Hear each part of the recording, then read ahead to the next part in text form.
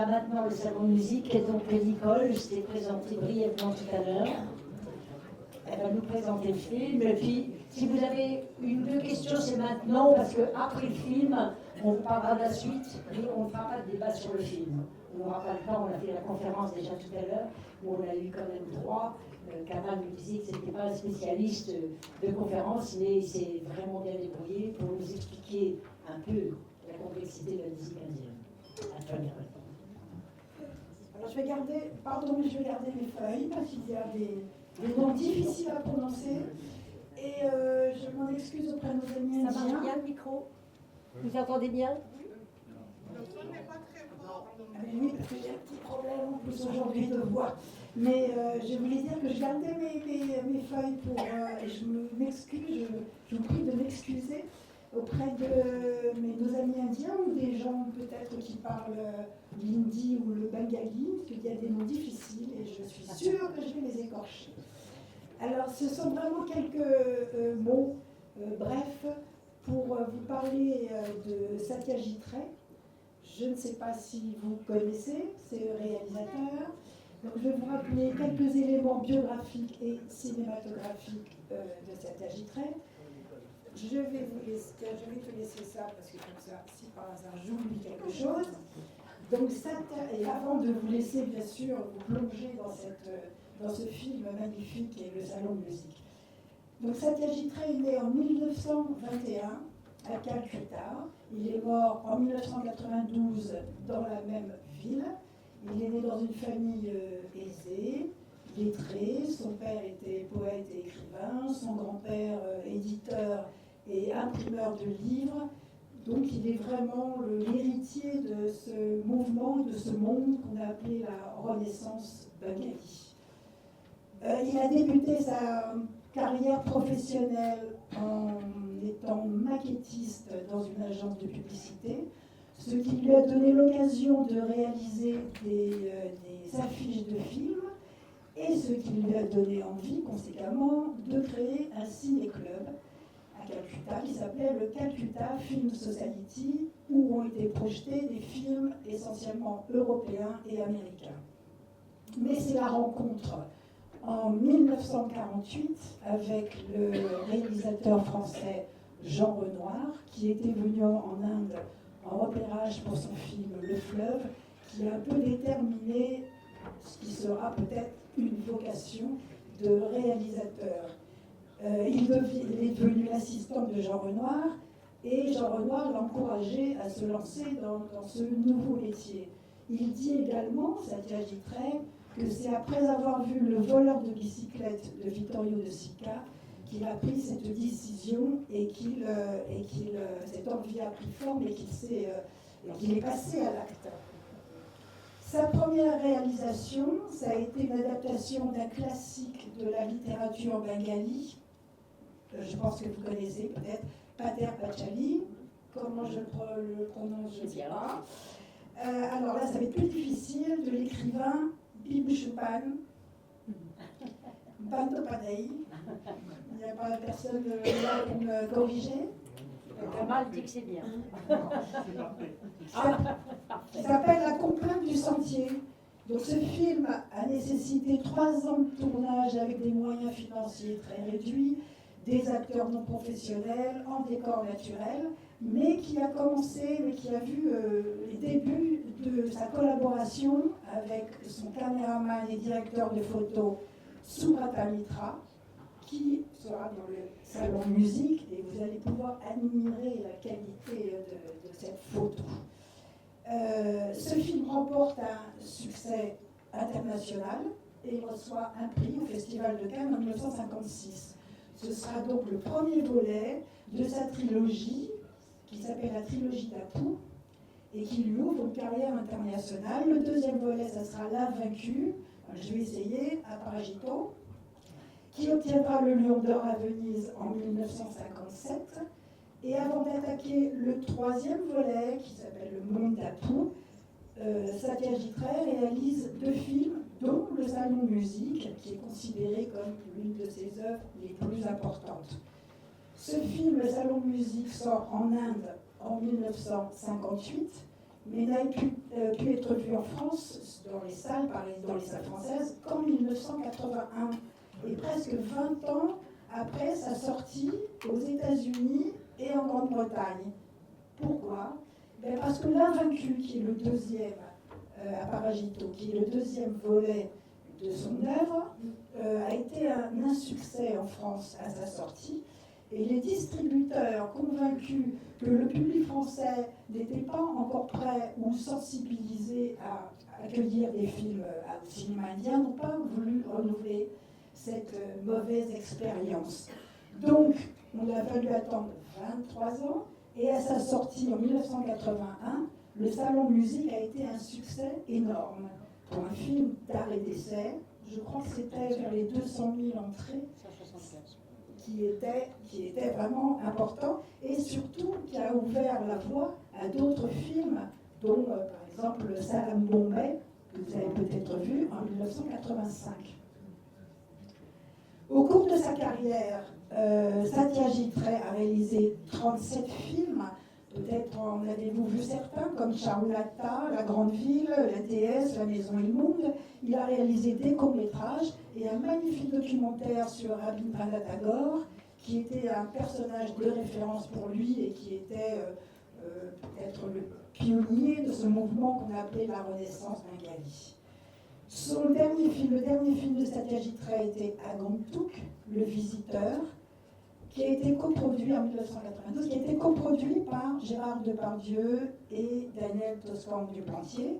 Et un Oscar d'honneur pour l'ensemble de son œuvre lui a été décerné juste quelques semaines avant sa mort, en 1992. Satyajit Ray a eu beaucoup de mal à produire ses films, parce qu'il tenait à ce qu'ils soient tournés et parlés en bengali, alors que c'est une langue qui est moins usitée et parlée que le hindi, qui couvre un peu presque la totalité du continent indien. Et donc, il s'est trouvé aussi face à la superproduction et déferlement des films populaires de Bombay, qui eux étaient en hindi et qui étaient sous-titrés rapidement en anglais et qu'on a appelé rapidement les films de Bollywood.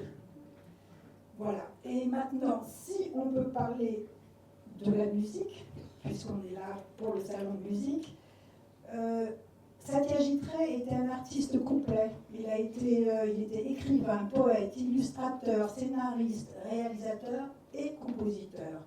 Il dit lui-même que dans sa jeunesse, il préférait la musique au cinéma. Il s'est nourri de musique classique européenne. Mais pour ses premiers films, et notamment la trilogie, il a confié la musique à des musiciens, des maîtres, oui, comme Ravi Shankar et Vilayat Khan, qui d'ailleurs composera la musique du salon de musique. Mais il s'est montré de plus en plus insatisfait de cette collaboration, et bien il a décidé de composer ses films lui-même, la musique de ses films lui-même. Et le salon de musique, vous allez voir qui est Jalsaghar, est-ce que c'est bien prononcé? Je ne sais pas, est tiré d'une nouvelle de Tarashankar Bandyopadhyay. Voilà. C'est un écrivain prolifique, il est très connu, en tout cas en Inde. Il a écrit 65 romans, des essais, des pièces de théâtre, des chansons. Ce film, Salon de musique. Il a eu le Nobel de littérature en 72. Et bien alors, c'est dommage qu'on ne le connaisse pas plus. Et on a souvent comparé ce film, le Salon de musique, au Guépard de Visconti, et qui était lui tourné 5 ans plus tard, dans sa description de la nostalgie d'un monde aristocratique perdu et en perdition. Voilà. Donc, mais nous ne sommes pas ce soir en Sicile, mais au Bengale. Et je vous laisse vous immerger dans cette fable envoûtante. Satyajit Ray a dit « Il suffit d'ouvrir les yeux et les oreilles pour que tout suive. » Alors regardons et écoutons. Merci.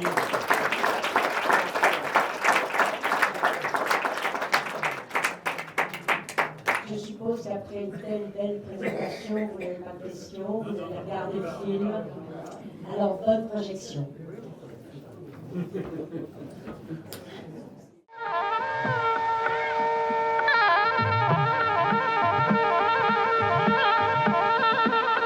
আমার গয়নাগুলো আছে এখন? আরে সে তো বাঁধা দিস, ছাড়াতে কতক্ষণ। কি করে বলছো তুমি? এবারে কত খরচ হয়েছে তার হিসেব আছে?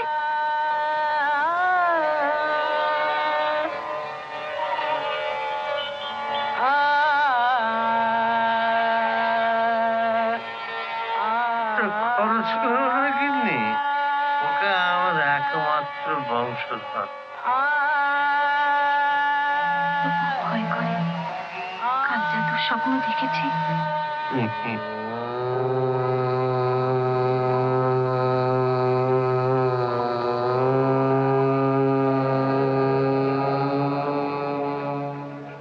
জলসাঘরটা বন্ধ না রে?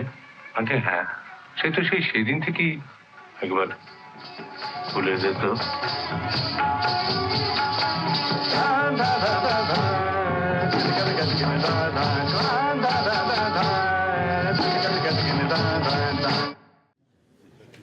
Voilà, pour vous annoncer le 28 novembre, donc c'est bientôt, nous sommes déjà le 7. Le 28, c'est une erreur. C'est le 28, vendredi 28. Voilà. Donc, une soirée sur, alors on va titrer les mouvements populaires en France et en Europe, puisque comme vous le savez, ils sont divers. Nous aurons un court-métrage sur magazine populaire numéro 1, le seul d'ailleurs, au moment du Front populaire en France, et nous verrons le sublime film de 210, Riamer. Alors ça c'est pour vous donner envie de venir, n'est-ce pas, avec ces belles femmes aux cuisses charnues, charnelles, je ne sais pas comment on dit. Elles sont magnifiques et au milieu vous avez la sublime Silvana Mangano. Donc c'est la récolte du riz en Italie. Et ce sera l'occasion pour les chanteurs de la chorale de Open World, que j'ai le plaisir d'animer, et qui sont tous ici présents ce soir, de chanter non seulement le temps des cerises, mais aussi la cueillette des olives dans les Abruzzes. Donc une belle soirée en perspective qui sera ouverte par un débat avec l'historien Serge Volikoff et Philippe, que j'animerai, sur le Front populaire et l'histoire du mouvement ouvrier en France et en Europe. Alors vous voyez, c'est peut-être un peu trop large, on ne va pas faire tout ça, on n'aura pas le temps, mais on le traitera en plus au cinéma. Donc voilà. Donc ça c'est pour le 28 novembre, et puis donc on tourne encore, voilà, donc et encore, donc notre chorale au les cœurs. Alors pour celles et ceux, on cherche des hommes aussi, qui ont envie de nous rejoindre, voici notre chorale. C'était à la dernière séance sur le Chili. Nous avons chanté Gracias a la vida de Violeta Parra. Et bien sûr, nous allons poursuivre avec les chants que je vous ai annoncés. Puis l'année prochaine, c'est la surprise. Et on tourne encore. Alors ça, on recrute à la chorale, mais on recrute aussi à Open World, bien sûr. L'association ne vivra pas sans vous. Tout à l'heure, il y a des gens qui viennent, qui sont venus pour la première fois, m'ont demandé un peu qu'est-ce que c'est que ce cercle, ce ciné-club.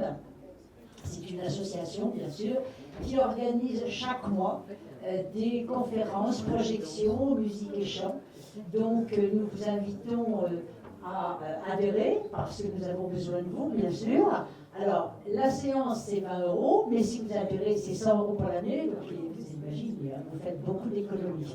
Mais si vous ne venez pas toutes les séances, c'est pas grave, c'est aussi un soutien pour l'association. Je vois mon secrétaire général qui fait comme ça, Eric, mon cher Eric. Donc voilà, j'ai fait ma BA. Hein. Donc je vous invite à nous rejoindre pour ceux qui ne le seraient pas encore. Et pour ceux qui sont arrivés à échéance de leur abonnement, à renouveler vos abonnements, vous allez avoir droit à une petite lettre ce mois-ci. Voilà, donc pas pour ceux qui sont de novembre et les autres, ce sera au mois de janvier pour l'Assemblée générale. Je vous souhaite une belle soirée, une bonne soirée, une bonne nuit. Et nous nous retrouvons